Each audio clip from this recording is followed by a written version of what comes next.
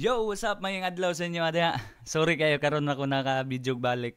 Kay numdum atong nag-post ko og kuan, pag-comment mo og mga lines nga bahin sa tuang mga ginikanan.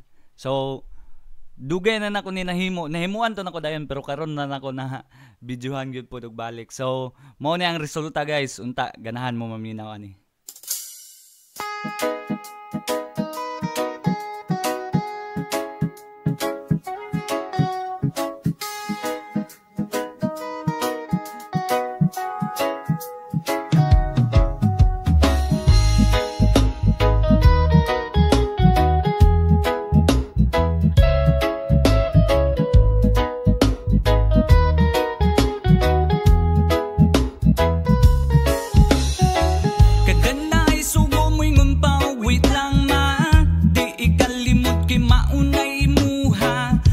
Sa'yo mao'y permi nilang sulti, pero ikaw di gyud in taon ka mamate. Kada buntag perting dugaya mo bangon no, ingon nila ning mata na ang anak sa dato o.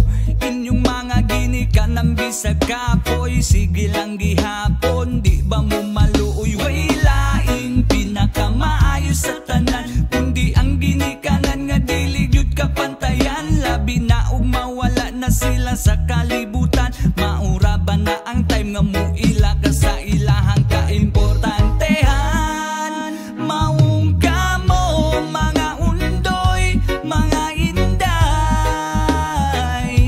ayaw palabi sa inyuhang pahayahay. Kay mo abot ang panahong wala sila sa imong tapad, ipakita ninyo sa ilang nga grabe ninyo sila ka-love. Wa pa kabangon hantod na hapon, mauna kay unahon man ang cellphone, ug ginikanan nang naisuguon. Magbitay ra ba ang simudayon pag naipangayuon ang anak murag baka magsigi panawag wag sila labot sa ilahang gibati ug ang sakripisyo nila pagsugon. Mura ug mga langgam muingon pag wait masukog di matagaan sa gusto, ambot na lang sa inyo.